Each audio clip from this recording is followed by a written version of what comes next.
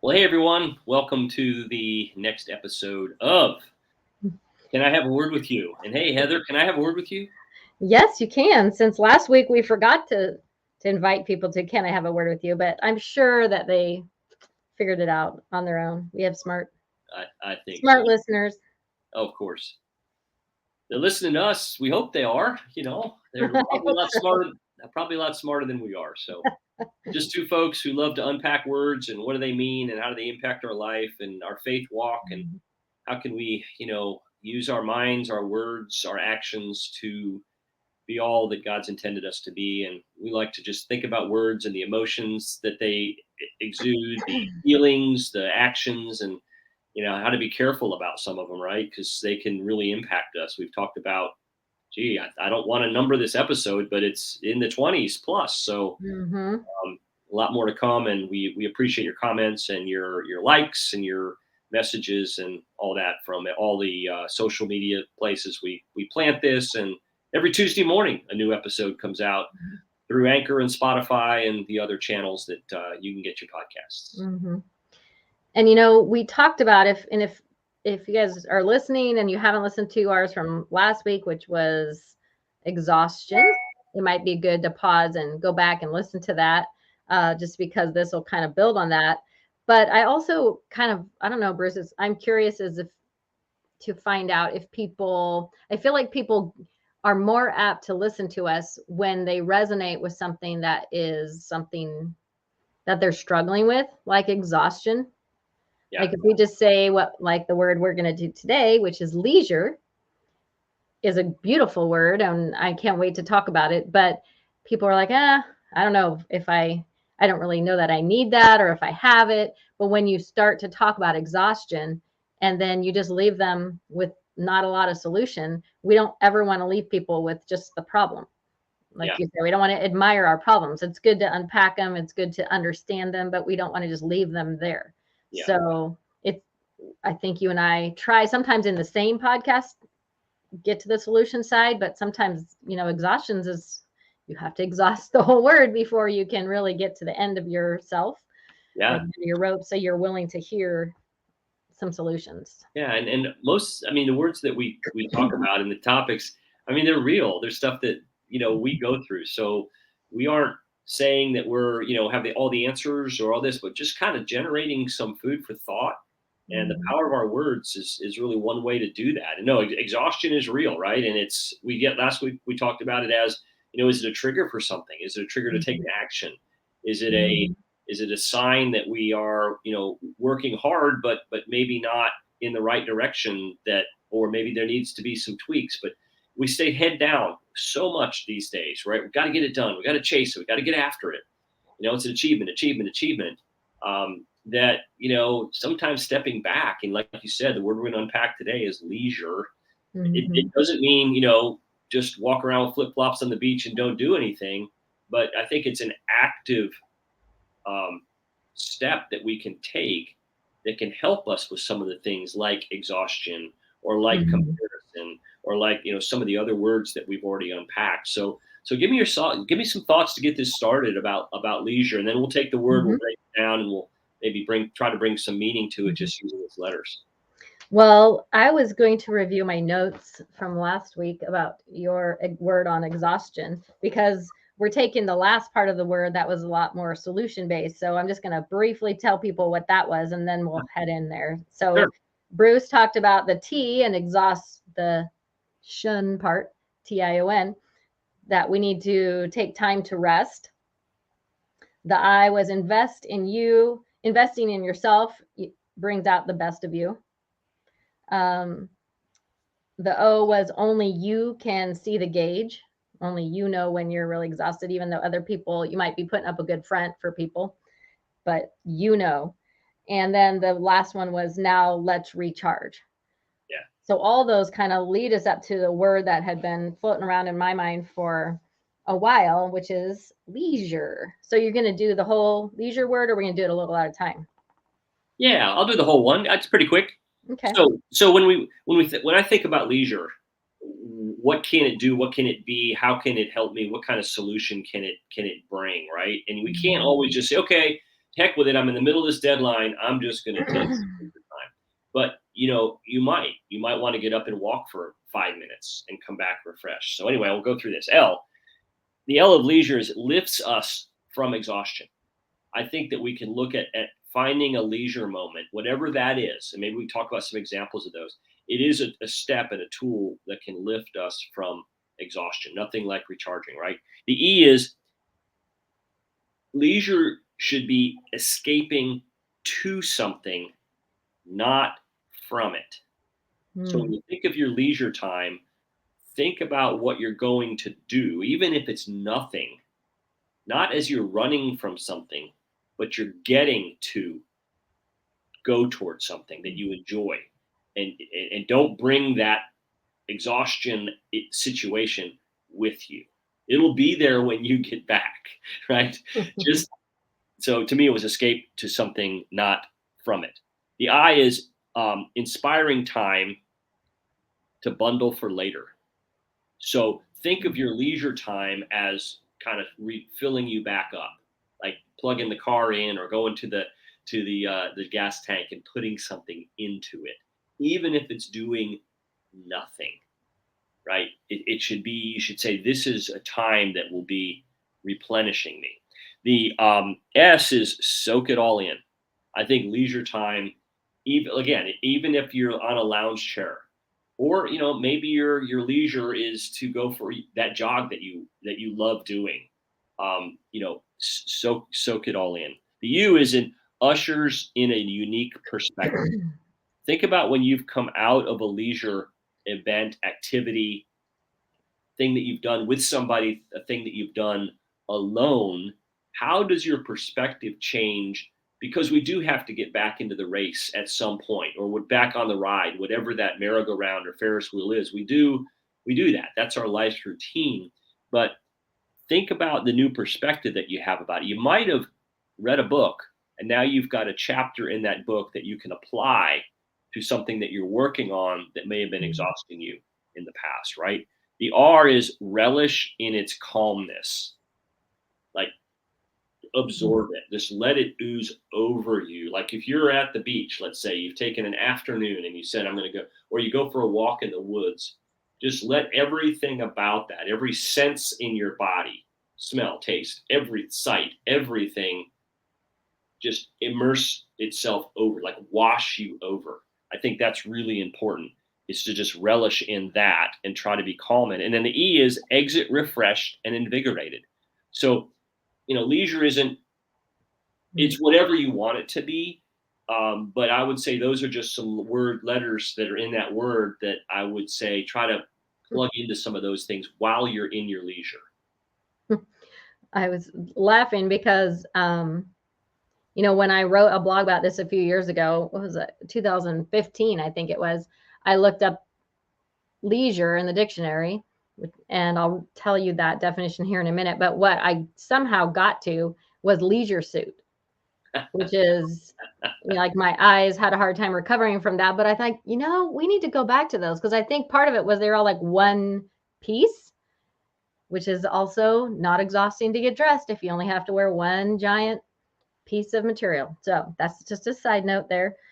But what leisure is defined as is unhurried ease, time free from the demands of work or duty when one can rest.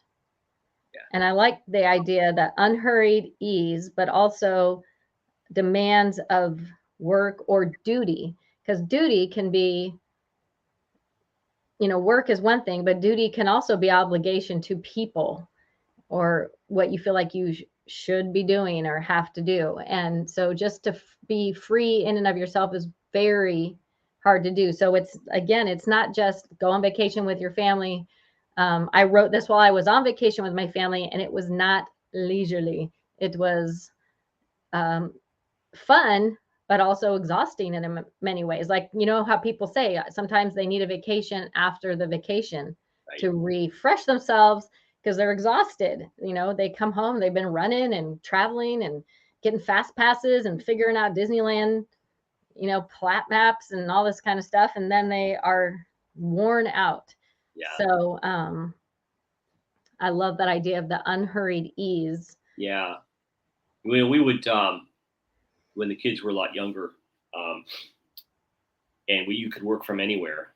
Um, my wife's parents would rent a house at the Outer Banks in North Carolina, and they would have it for a 2 week period. And you come for however long you went. We tried to come for the entire time, and that's just when we could, when work would allow me to, be on the computer and be on the phone and all that, not have to actually be physically traveling or in an office.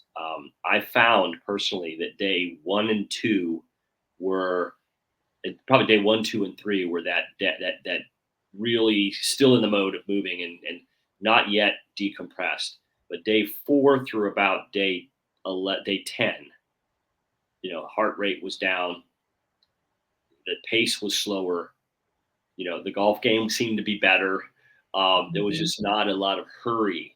So I love that you talked about the pace in that definition of Mhm. an unhurried pace. And the trick might be, how can you find that fast, right? Does it Mhm. need to take 3 days to get to that Mhm.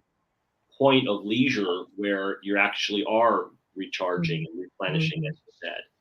You know, I went to a retreat at a leadership thing at my church last weekend, and they did a whole session on this exact thing. I was really proud of them for making that part. It wasn't just like, here's all the things we need you to do as leaders, and here's all the things to do. Um, and one of the sessions was a hospital chaplain who is an author, and he talked a lot about this. And his name was Steve Cuss. And like you guys, on these podcasts, we're going to mention people that we love to read or listen to. We're not making statements. You can take what you like and leave the rest. I'm just telling you who said it so that you don't think I made it up, because I'm not that smart.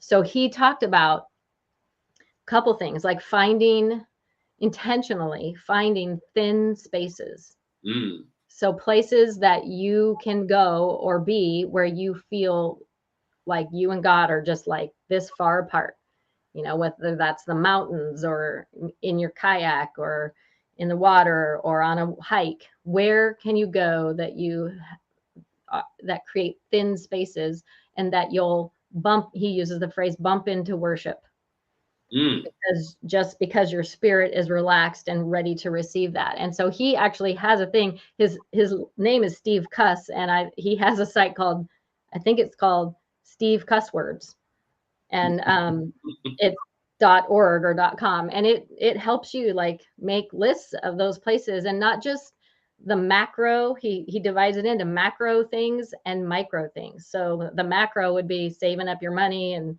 going to visit that friend or going to the beach or going to the mountains. But then the micro things are, what can you do, not just preventatively or not just reactively to your stress or exhaustion, but as a preventive measure. What kind of micro things can you do during your day? Can it be just, um, for me, I do have a kayak at the lake, so I can do that within 20 minutes. I can be on the water. I've done it in a dress and heels after a funeral, because I was like, I'm going to go crazy. And I just went to the lake, threw it in there, and got out there. That was a micro thing. But mm. sometimes maybe it's locking yourself in the closet and putting your headphones in and listening to your favorite song or whatever it is. But to be intentional about setting those things up, so how to prevent some things, but also, if you forget to prevent them, how you can reintroduce that leisurely soul pace in your life. Yeah. Margin time maybe is another way to look at that. Mm-hmm. Well, there's a company that I work with, and they have meetings that go 25 minutes or 55 minutes, not 30 and not an hour, because most meetings start on the top or bottom an hour. And their rule, actually, in your Outlook appointment calendar, Mm-hmm. you schedule meetings with them on the 25 or 55 or hour and 25. You need a longer meeting. So you have time to be intentional for, even if it's 3 or 4 minutes, moving from one to the next. And the exhaustion can come work related, Mm-hmm. back to back to back to back. So, maybe an activational idea here is think about setting 20 to 25-minute meetings with an agenda. You've got to power through, but then that gives you a moment, whether it's to go outside and look at the sky or feel the breeze of the fall air or whatever those things are, because it only takes, I love the word momentum, because the first two syllables are Mhm. moment. It only takes a moment to shift the momentum. And sometimes that's what we need to deal with exhaustion. Mhm. Yeah, there's so many things, and depending on who you live with or what part of the country you live in, you're going to have different options. But we we've got to figure out what some of those are that don't involve just, for me, I love to go hear bands and I love to go do, but then that's not soul always. Sometimes it's soul filling, but a lot of times it's just entertaining. There's a Yeah. difference between leisure and entertaining yourself, um, because Yeah. the leisure part is a spirit And about God us. wants that. God wants that because that's how if we make that time, Mhm, that's how we can hear him. mhm. We can get quiet and we can not speak. When I wrote this in 2015, and I read a lot of daily readings because I have very short attention span. So I read Oswald Chambers. He has a real wordy, heady book, but it's very short. And then Sarah Young also has another daily reading called Jesus Calling. So God knows this about me, that He has been humors me, I guess, and lines up all my readings. They're dated, and they almost always, whatever is jumping out at me, I just can't wait to read it, that same reading for a different book with the same date, because I know there's going to be a similar theme. And so when I did this one, I read out of Oswald Chambers, and he said this: a Christian is one who trusts in the wits and wisdom of God, not in his own wits. If we have a purpose of our own, it destroys the simplicity and leisureliness which ought to characterize the children of God. And then when I went to my Jesus Calling the same day, she actually used the word leisure. I mean, how many people use that word at all, let alone on the same day and the same time I'm trying to do this? So God has to make things really obvious for me. So I love that he did that. But I so desire that. I just picture a person like that who just is flowing. They're flowing with grace, and they move, as at the pace of love, as Francis Chan talks about. We just aren't in so much of a hurry that we can't help that person or let someone else go first ahead of you, that we just have this spirit of leisure and grace flowing from us as we move through our fast-paced world. Yeah. Yeah, that is so important, because without that, exhaustion is guaranteed. Mm-hmm. That's, so maybe the takeaway here is that exhaustion's a reality in life. God wants us to be calm, wants us to have leisure in our life, because that's where we find him. He's always there. He knows where we are. It's us, like we Mm-hmm. talked about last week, that can tend to turn and lose sight. You never lose sight of us, but the calmness, the leisure, to me, calm, catch a little moment, just same sort of thing. If you can set an alarm at 5 minutes till the hour and say, I'm going to breathe, I'm going to go outside, I'm going to get calm, maybe you call it, I get centered. I Mm-hmm. think that's a great way. While we love that week away or that long weekend, we should be catching some leisure at every day we can, every possible day, even if it's for a short period of time. That will help us with those things, I think, as it relates to exhaustion. Mm-hmm. Yeah.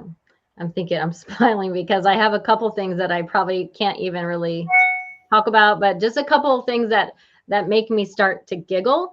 And so sometimes, and I know you had actually that word, we're gonna have to talk about giggle, but sometimes just having something that will make you laugh. And I have a couple people I can call and tell them to say that thing or say it in their funny voice, and I will just get hysterical. And sometimes that's enough. I can, like, all right, I'm good. I can move on. Life's not that serious. Who are those people even that you could have that little micro thing that can shift your mindset, your mood, and your spirit. So Well, we'll do that. We'll do giggle. We'll do those little trigger things that kind of get us to not take life so seriously, Yeah. which I'm a big, I'm guilty as charged. Take things too seriously sometimes. And my kids say, come on, dad, you just need to laugh more. So let's do that. We'll do that. We'll do that in another episode. Well, heathercarterwrites.com, your material, your content, your news, your insight, your wisdom is I appreciate. Above the Chatter, Our Words Matter, my book, a collection of 420 days that I wrote a single word, just the way we break them down to just try to offer some encouragement and help folks unplug their limits and reach their potential. So Yeah. And if you think you have a short attention span, you can read my blog because it's only like a page or two. But if you are really suffering from attention span, then you can buy Bruce's book because it's just you only have to read one word. That's So right. we just like to keep it real and simple for everybody. Hey, I had to because, that's the way my mind is. It's very simple. So, Yeah. Heather, until next time. Thanks, All right. everybody, for joining See ya. us. Thanks for having a word with me. We'll talk soon.